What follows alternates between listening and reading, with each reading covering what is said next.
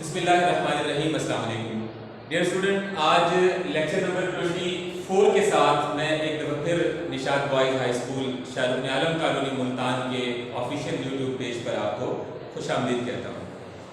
Lecture number 24 में chapter number 2 और exercise number 2.3 हमारे आज के लेक्चर का टॉपिक है। तो बॉयज़, इससे पहले आपने जो पिछली एक्सरसाइजेस की हैं उन एक्सरसाइजेस में आपने रियल और कॉम्प्लेक्स नंबर्स के बारे में कुछ बेसिक चीज़ें स्टडी की। मैं एक बार फिर आपको थोड़ी सी दोहराई करा दूं कि रियल नंबर सिंपल अल्फाज में, सादा अल्फाज में आप ये कहेंगे कि रियल नंबर्स जो है वो तमाम किस्म के नंबर्स का, ऑल टाइप्स ऑफ नंबर्स का जो है वो सम है, मजमुआ है। एक ऐसा सेट है जिसमें नेचुरल नंबर भी मौजूद हैं, जिसमें होल नंबर्स भी मौजूद हैं, यानी सिंपल जो काउंटिंग है 1 2 3, या होल नंबर बोलें तो 0 1 2 3। इसके अलावा माइनस के नंबर भी इसमें शामिल हैं, जिन्हें हम प्लस और माइनस को कंबाइन जो है वो इंटीजर्स बोलते हैं। और लास्ट में जो आपके पास रैशनल नंबर होते हैं, यानी ऐसे नंबर, रैशनल नंबर से मुराद ये है कि हम उसकी डेफिनेशन तो यूँ करते हैं कि जिन्हें P/Q की फॉर्म में लिखा जा सके, लेकिन हम जानते हैं सादा अल्फाज में इससे मुराद ये होता है कि जब उनको डिवाइड किया जाए तो उनकी डिवीजन जो है वो कंप्लीट हो जाए। और अगर डिवीजन कंप्लीट ना हो लेकिन डेसिमल लगाने के बाद या पॉइंट के बाद आपके पास सेम नंबर रिपीट हो रहे हो तो उन्हें भी रैशनल नंबर कहा जाता है।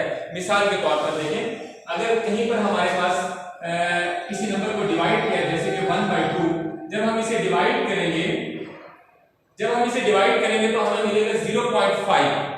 तो ये भी एक रैशनल नंबर है, लेकिन कोई भी और डिवीजन ऐसी जिसको हम डिवाइड करें वो 0.52 एंड सो ऑन 52, या कोई भी नंबर ऐसे सेम रिपीट होता रहे तो उसको भी हम रैशनल नंबर बोलते हैं।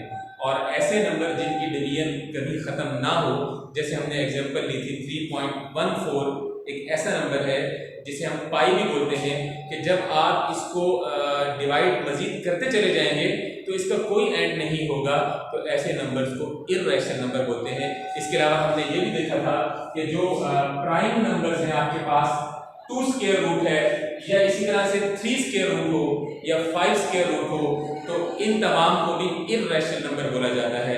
और रैशनल नंबर्स का सिंबल है Q, इर्रेशनल नंबर्स का सिंबल है Q डैश।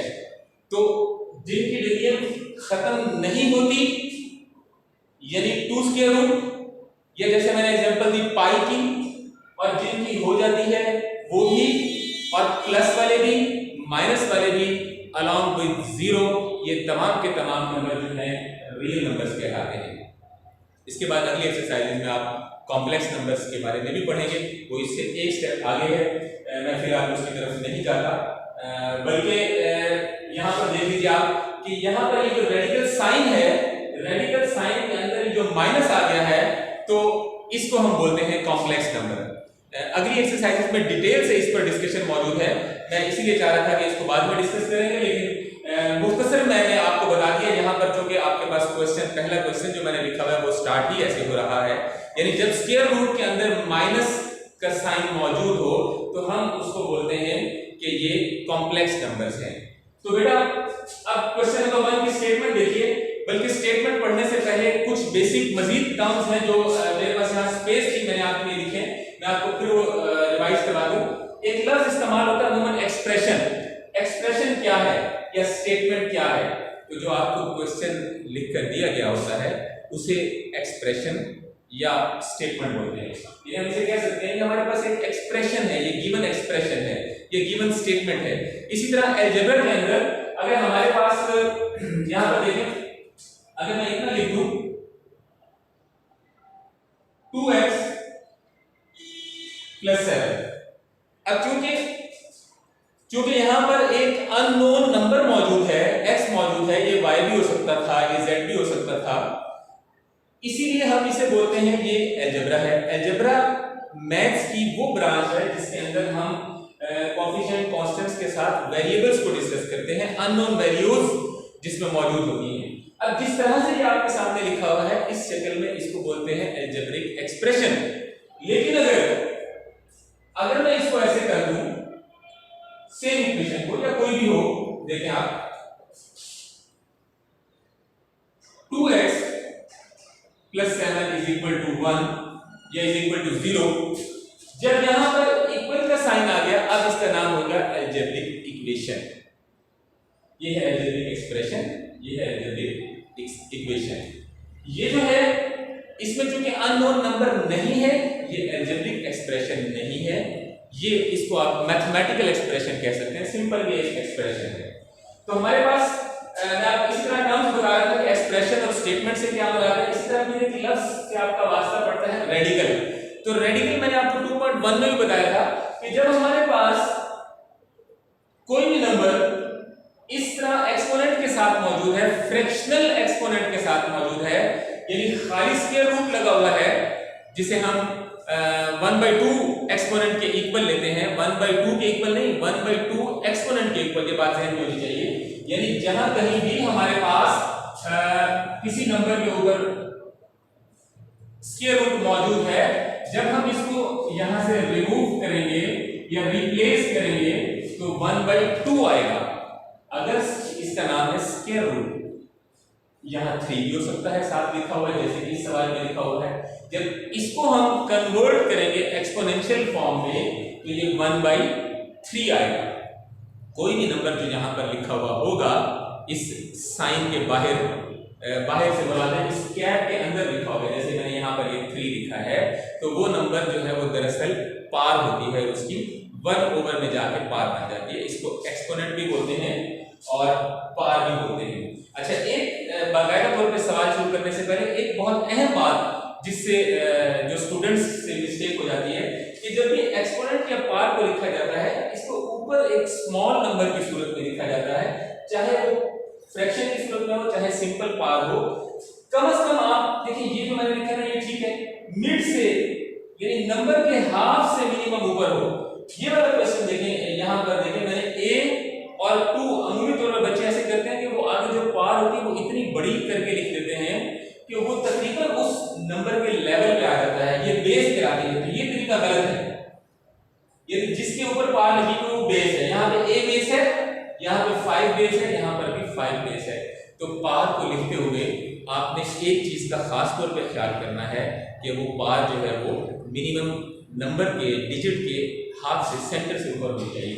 तो बेटा आए आप इस सवाल को सॉल्व करते हैं। राइट ईच रेडिकल एक्सप्रेशन, यानी अगर आपके पास रेडिकल फॉर्म में लिखा हुआ है जिसमें ये डिवाइड का साइन मौजूद है, तो आपने क्या करना है, उसको एक्सपोनेंशियल नोटेशन में कन्वर्ट कर देना है। नोटेशन मतलब अलामत, एक्सपोनेंशियल पावर वाले अलामती तरीके से लिख देना है। एंड एक्सपोनेंशियल नोटेशन एक्सप्रेशन, अगर आपके पास एक्सपोनेंशियल फॉर्म में लिखा हुआ है, पावर के फॉर्म में लिखा हुआ है, तो आपने उसको रेडिकल के फॉर्म में लिख देना है, यानी कि उसके अंदर ये डिवाइड का जो रूट वाला साइन है वो लगा देना है।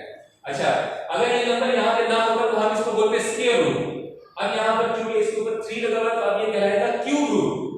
तो हमें सवाल में क्या बोला गया, सिर्फ इसकी फॉर्म चेंज करनी है, सॉल्व नहीं करना। बाकायदा तौर पे क्वेश्चन में आगे मौजूद है, मैंने थोड़ा शो ऑन कर दिया है यहाँ पर बोर्ड पर जगह की कमी की वजह से, तो आप बुक अपनी कंसल्ट करें, उसमें लिखा हुआ है कि डोंट सॉल्व नहीं करना। तो देखिए हमने क्या किया, अपने बेसिक प्रिंसिपल के मुताबिक सॉल्यूशन लिखने के बाद क्वेश्चन को रिपीट किया। क्वेश्चन को रिपीट करेंगे तो ये जो डिवाइड का साइन है रूट का, इसकी जगह पे हमने ब्रैकेट लगा के और ये जो ऊपर 3 था इसको 1/3 कर दिया। मैं आपको फिर रिपीट कर रहा हूं, ये बात ध्यान में रखें।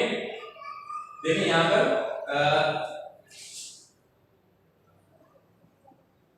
3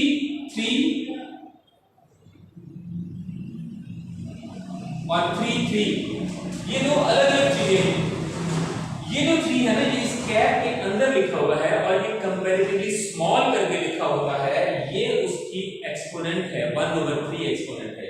लेकिन ये जो 3 है ये एक्सपोनेंट नहीं है, ये इस साइन के बाहर लिखा हुआ है, तो इसका मतलब ये है कि ये उससे मल्टीप्लाई हो रहा है। तो इसी तरह देखिए नेक्स्ट क्वेश्चन है 2⁵3/5। अब ये एक्सपोनेंट फॉर्म है, हमने इसे क्या करना है, रेडिकल फॉर्म में लेके जाना है। तो याद रखिए जो नीचे वाली पावर है ना, देखिए यहाँ पे ये जो 3 नीचे था ये यहाँ पे लिखा हुआ है, तो ये जो 5 नीचे है ना, ये उसकी जो है वो बनेगी रेडिकल फॉर्म में। हमें इस 5 की जरूरत होगी, इस 3 की जरूरत नहीं है, क्योंकि ये न्यूमरेटर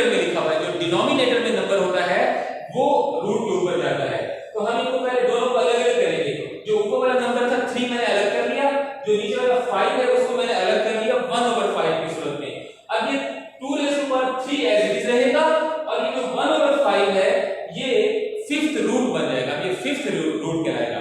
कोई अलामत ना हो, क्या बोला मैंने आपको, स्क्वायर रूट, उसके बाद 3 लिखा हो तो क्यूब रूट, 4 लिखा हो फोर्थ रूट, 5 लिखा हो तो fifth root and so on. तो नेक्स्ट आप देखें, हमें क्वेश्चन नंबर 2 में कहा गया है टेल, आप बताइए वेदर द ट्रू और फॉल्स, इस तरह के एमसीक्यूज के क्वेश्चन होते हैं। तो यहाँ पर देखें, पहले मैंने एक दो स्टेटमेंट लिख दी है, 1/5 दिया है आपको, तो उन्होंने जो इक्वल लगा दिया है वो स्क्वायर रूट के लगा दिया है, तो जाहिर है ये दोनों इक्वल नहीं हो सकते, ये गलत है स्टेटमेंट। तो आप यहाँ पे क्या लिख देंगे, f लिख देंगे, क्योंकि ये 1/2 के इक्वल है। यहाँ पर 1/2 होता तो ये निशान लगा सकते थे, और अगर ये 1/5 लिखा हुआ तो फिर इस जगह पे 5 लगाने से ये दुरुस्त स्टेटमेंट हो जाएगी। इसी तरह एक और स्टेटमेंट देखिए, 2⁻²/3। तो मैंने आपको बोला था ये जो ऊपर वाला 2 है ये रेडिकल में कन्वर्ट नहीं होगा, जो नीचे वाला 3 है वो हो सकता है। तो ये देखें, अगर हम इसको कंसीडर करें कि ये स्क्वायर रूट की जगह ये नीचे वाला 3 आ गया, तो रिमेनिंग हमारे पास यहां से क्या होगा, रिमेनिंग होगा 2 स्क्वायर। तो 2 स्क्वायर बनता है 4 के इक्वल, 2 स्क्वायर का मतलब है 2 मल्टीप्लाई बाय 2, तो वो 4 हो गया। तो ये स्टेटमेंट जो है वो आपके पास क्या हो गई, ट्रू हो गई। तो बेटा ये 2 क्वेश्चन हो गए। तीसरे क्वेश्चन की तरफ आते हैं, सिंपलीफाई द फॉलोइंग, यानी जैसे हमने क्वेश्चन नंबर 1 किया है कि हम रेडिकल फॉर्म को सिर्फ एक्सपोनेंट फॉर्म में कन्वर्ट करते थे, अब यहाँ पर ये करना है कि एक्सपोनेंट में कन्वर्ट करने के बाद अगर कहीं पार्ट्स में कटिंग होती है या सिंप्लीफिकेशन मुमकिन है, जो भी हम देखेंगे क्वेश्चन टू क्वेश्चन वेरी करेंगे, तो इसको हम सॉल्व कर लेंगे। तो पहला क्वेश्चन हमने देखा कि -1 to 5 रेज़ टू पावर, ये जो ऊपर हो गया क्यूब रूट। अब हमने इसको कन्वर्ट किया, सॉल्यूशन के बाद क्वेश्चन को रिपीट किया। तो सबसे पहला काम हमने ये किया कि ये जो हमारे पास 1/3 क्यूब रूट है, इसको हमने कन्वर्ट कर दिया 1/3 में, और माइनस एज इट इज, और ये जो 1 to 5 है, आप देखिए इसको ये क्या बनता है, ये बनता है हमारे पास, अगर हम 5 को 3 टाइम मल्टीप्लाई करें, 5 5 25 एंड 25 1 to 5, तो 1 to 5 को हमने लिख दिया 5 रेज़ टू पावर 3। अब आप देखिए माइनस की पावर 3 होगी तो भी ऑड नंबर होंगे, माइनस माइनस प्लस और प्लस माइनस माइनस, यानी मैं इस माइनस को भी पावर 3 के अंदर कर सकता हूं। तो ये जो 3 लिखा हुआ था इसको मैंने होल में लगा दिया, minus raise to power 3, 5 raise to power 3 और 5 से 1/3, तो 3 और 3 आपस में कैंसिल हो जाएंगे, तो हमारा आंसर होगा 5। इसी तरह से आप देखें क्वेश्चन नंबर, इसका पार्ट 2 मैंने बाद में किया, पहले मैंने सोचा था मैं 3 और 4 करूंगा, फिर जब मैंने देखा 4 और 3 बिल्कुल सेम पार्ट्स हैं, तो मैंने फिर बाद में पार्ट नंबर 2 आपके लिए सॉल्व कर दिया। थोड़ा सा फर्क था, बेसिक कांसेप्ट तो वही है। तो आइए देखिए क्वेश्चन नंबर 3 का पार्ट 3 को देखते हैं। सेम चीज है, आप देखें ऊपर हमारे पास 3 है और नीचे 32 है। हमने क्वेश्चन को रिपीट किया। अब 3 बहुत ही सिंपल बेसिक प्राइम नंबर है, इसकी मजीद फैक्टराइजेशन पॉसिबल नहीं है, तो 3 एज इट इज हो गया। और ये जो 32 है इसको हम लिखेंगे 2 रेज़ टू पावर 5। आप चेक कर सकते हैं, आप प्राइम फैक्टराइजेशन बनाएं इसकी, यहाँ पर 32 की, तो 5 टाइम जो है ये 2 पे डिवाइड होता चला जाएगा, तो हमने 2 रेज़ टू पावर 5 कर दिया। और ये जो फिफ्थ रूट था इसको मैंने 1/5 कर दिया। तो नेक्स्ट स्टेप क्या होगा, याद रखिए जब मल्टीप्लाई हो रहे डिवाइड हो रहे हों, तो जो पावर होल पर मौजूद है, मल्टीप्लाई और डिवाइड होने की सूरत में पावर को अलग अलग किया जा सकता है। नंबर्स अगर आपस में प्लस या माइनस हो रहे हों, कोई भी गिवन आपके पास जो भी एक्सप्रेशन है उनके दरमियान में प्लस या माइनस का साइन है, पार्ट्स अलग अलग है, आप होल पे नहीं कर सकते, होल पे है अलग अलग नहीं कर सकते। यहाँ पर डिवाइड हो रहा है, हम अलग अलग कर लेंगे। अलग अलग करने के बाद आप देखें 5 से 5 कैंसिल हो गया, और ये चूंकि सिंप्लीफिकेशन इसकी मुमकिन नहीं है, किसी से कटिंग नहीं होगी, तो इसको दोबारा हम क्लोज कर देंगे, रेडिकल फॉर्म में लिख देंगे। तो 3 और ये 5 जो है वो रूट के निशान के साथ आ गए, फिफ्थ रूट बन गया, और नीचे 2 आ गया, ये हमारे पास इसके साथ ही ये जो है इसका आंसर है। तो लास्ट पार्ट देखिए जो मैंने आज आपके लिए सॉल्व किया है वो इसी क्वेश्चन का पार्ट 2 है। थोड़ा सा फर्क था, मैंने इसलिए आपके लिए चूज किया है। क्वेश्चन को रिपीट करने के बाद आप देखिए अभी हमने किया कि ये जो 32 है ये 2 रेज़ टू पावर 5 बनता है, तो मैंने यहाँ भी देखिए 2 रेज़ टू पावर 5 किया।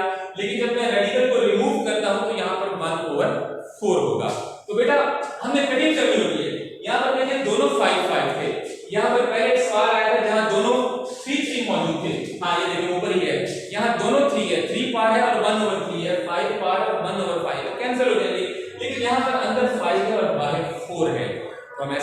कि 5 को ब्रेक कर देंगे अंदर वाले को, उसको मैं लिखूंगा 2 रेज़ टू पावर 4 into 2। यानी मैथ के बेसिक रूल के मुताबिक अगर मैं रिवर्स स्टेप करूं तो बेसिक सेम हो, पार्ट्स ऐड हो जाती है, 4 + 1 5 पूरा हो जाएगा। लेकिन यहाँ पर हमने अलग कर लिया। हमने अलग क्यों किया? इसलिए कि हमारे पास होल पर जो पार्ट है वो 1/4 है, ताकि 4 से 4 कट हो जाए और बाकी जो रिमेनिंग होगा वो लिखेंगे। तो अभी जो होल में पार्ट है, अभी मैंने आपको बताया डिवाइड हो रहे हो या मल्टीप्लाई हो रहे हो पार्ट्स को अलग अलग, और अगर अलग अलग हो तो इकट्ठा किया जा सकता है। तो यहाँ होल पर है, अलग अलग कर लिया, अलग अलग करने के बाद 4 से 4 कैंसिल हो गया, तो ये खाली 2 रह गया। और ये जो नेक्स्ट 2 रेज़ टू पावर 1/4 है, तो जैसे हमने पहले पिछले क्वेश्चन में किया था कि चूंकि इसकी कहीं कटिंग पॉसिबल नहीं है, ये अकेली पावर है, सिंगल नंबर है, इसको हम रेडिकल फॉर्म में लिख देंगे। तो यहाँ भी सेम 2 रेज़ टू पावर 1/4 जो है वहां हम उसको रेडिकल फॉर्म में लिख देंगे। तो ये इसका आंसर होगा। डियर स्टूडेंट, ये आज का लेक्चर इसके साथ ही अपने अख्ताम को पहुंचता है। मैंने कुछ क्वेश्चंस, बल्कि क्वेश्चंस के कुछ पार्ट्स आपकी प्रैक्टिस के लिए छोड़ दिए हैं, आप उन्हें सॉल्व करेंगे। इस दौरान आपको किसी किस्म का कोई प्रॉब्लम होता है तो आप मुझे कमेंट में बता सकते हैं, मैं उन क्वेश्चंस को भी आपकी आसानी के लिए सॉल्व कर दूंगा। अपना बहुत ख्याल रखिएगा। अल्लाह आपका निगहबान हो।